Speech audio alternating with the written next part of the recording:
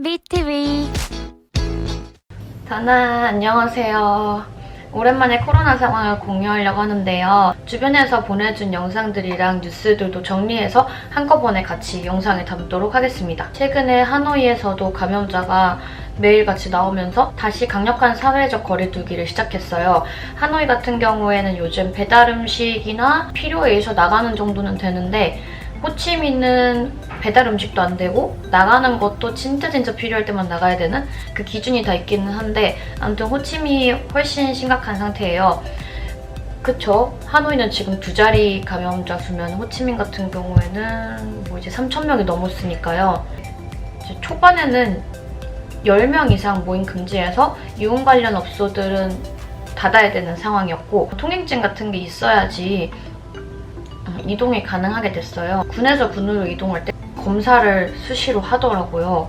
그러니까 이유 없이 나가게 되면은 벌금형에 처할 수도 있어요. 여러분도 아시다시피 델타 변이 바이러스가 나타나면서 이제 동남아 지역이 다 완전 비상사태잖아요. 요즘 갑자기 다시 3차 재유행이 시작되면서 특히 이렇게 전국적으로 특히 호치민에 집중해서 감염자가 많이 나오는 건 베트남이 처음이고 원래는 코로나 청정지대라는 소리를 들을 정도로 반년 동안 외국인 입국 금지 반년 이상 동안 했었고 그래서 한 명도 감염자가 나오지 않았어요. 근데 갑자기 델타 변이 바이러스 변이 바이러스들이 생기면서 상황이 이렇게 갑자기 심각해졌어요. 최근에 일본 정부에서 아스트라제네카 백신을 베트남에 지원을 했어요. 7월에 추가로 100만 도스를 지원하고 그 전에 6월 중순경에 일본에서 97만 도스를 또 지원을 했어요. 그 중에 81만 도스가 현재 가장 감염자, 확진자가 많은 호치민시로 보내져서 대부분 접종이 완료됐고 그리고 이 뉴스가 나올 당시 6월 말이었는데 그때 접종률이 3.7%였죠. 대한항공은 매일 운영, 아시아나는 수, 금, 일요일 정상 운항을 하고 있어서 모든 한국행 승객들이 PCR 검사지 있죠. 이렇게 코에다가 검사해가지고 나온 거 그날 바로 받을 수 있는 PCR 확인증을 여권상 정보와 일치되게만 가져오면 72시간 내에 비행기를 탈 수 있어요. 그러니까 한국에 도착할 때까지 여유 있게 하려면 그날이나 전날에 PCR 검사를 하고 가야겠죠. 비자 회사에서 연장이 안 된다는 곳들도 있고 지금 일하는 관공서가 딱 필요한 것만 열다 보니까 이 비자를 어떻게 못하고 어찌어찌 해서 불법 체류자가 된 경우도 있어요. 근데 당연히 이건 어쩔 수 없는 상황이니까 1개월 미만일 경우엔 출국 전에 공항에서 이제 체류 일수에 따라서 벌금을 납부하면 되고요. 그리고 그냥 출국을 하면 되는데 촉박하게 진행하면은 이제 문제가 생길 수도 있으니까 조심해야 되고 1개월이 넘었을 때는 호치민 출입국 관리소를 방문해서 해결해야 되는데 이 부분은 이럴 경우에는 총영사관에 사전 연락을 해서 자문을 받으면 됩니다. 베트남 정부가 베트남 측은 최근 정부 외교 채널을 통해서 유가족 및 우리 공간에 대한 통보 없이 우리 국민의 시신이 화장된 데에 대한 유감을 표하고 향후 재발 방지를 약속했다. 이와 별도로 호치민시 당국과 해당 병원장도 지난 20일 유가족들에게 애도서한과 사과서한을 각각 전달했다고 말했다. 앞서 정부는 베트남 측에 재발 방지를 강력히 요청했었고요. 전날 베트남에서 출발한 유해는 이날 한국에 도착했으며 유족이 인천공항에서 인수했다. 다 안타까운 뉴스였어요. 지금은 온라인으로 생필품을 구매하는 소비자가 엄청나게 증가를 하고 있죠. 그래서 많은 수의 호치민 거주자들이 2주간 사회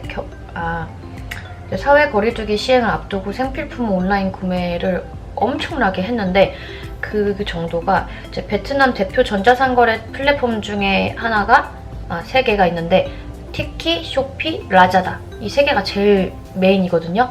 근데 티키 같은 경우에는 사회적 거리두기 시행이 예고되면서부터 그 직전 주말 매출이 30% 증가했고 일용소비재, 신선식품, 육아용품 등의 판매가 증가했어요. 작년 4월에 사회적 거리두기가 정말 제대로 했었던 거거든요.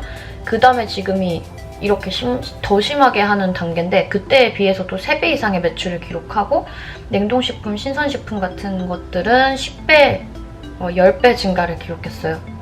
이런 상황인데 저희 아파트 같은 경우에는 K마트밖에 없거든요, 마트가. 근데 가면은 식자재 칸은 거의 항상 비어있고 양파나 계란 같은 것도 사기 어려운 것 같아요.